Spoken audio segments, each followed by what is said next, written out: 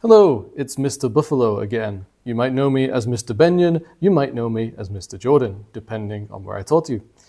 Now, I love poetry. It is one of my favorite things to teach. It's one of my favorite things to do in my spare time too, to write poetry and just to really study it and get deeply into it. So today I wanted to show you how to break down very quickly in a short video one of the texts you might be studying, which is William Blake's London. Now, how many of you are familiar with this word? Quatrains. Blake uses 4-line stanzas, which are called quatrains.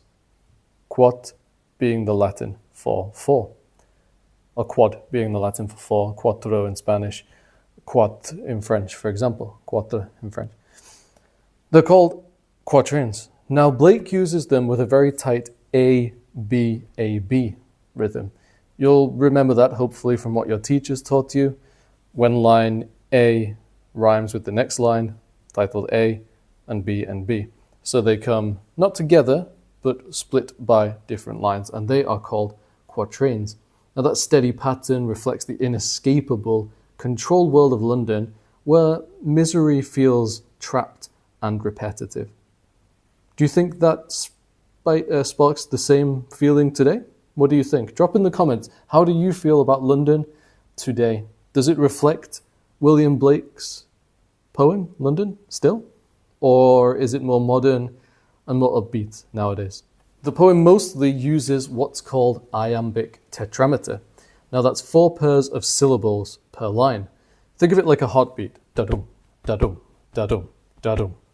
This steady rhythm echoes the relentless marching pace of city life and suffering. There's also a lot of repetition and word choice that is very important in his poem. Words like chartered and cry, they're repeated, which obviously they show control, or perhaps a lack of control, and pain. That repetition creates a sense of frustration, like people trapped in a cycle in a city that they just can't escape. It's just continuing. Do you want to be your teacher's favorite student? Use the word Caesura. Caesura means a break in a line, essentially. Now, Caesura and Enjambment, very, very important in the poem. Blake uses those pauses or caesuras in the middle of lines, that's what Caesura is, to slow the reader down, making sure you feel the weight of each statement. Enjambment pushes some lines forward without pause, which adds urgency to the suffering described. Now, when you have Caesura and Enjambment in the same poem, you've got something that breaks it up and stops the pace, and you have something that pushes it further. So clearly there's a contrast and instability in the poem and what's supposed to be represented as London. Then Blake's tight structure, it's not just a formality, it mirrors the harsh, controlled world that he's describing. When you read poems, make sure you look at how closely the structure shapes the meaning, how the language itself shapes the meaning. Drop a comment with your thoughts on London, or what's your favorite poem in the AQA or EdXL scheme? Drop down in the comments, what's your favorite? Why do you like it? Let me know. Maybe I can do another video breaking down your favorite poem. Remember, keep charging forward.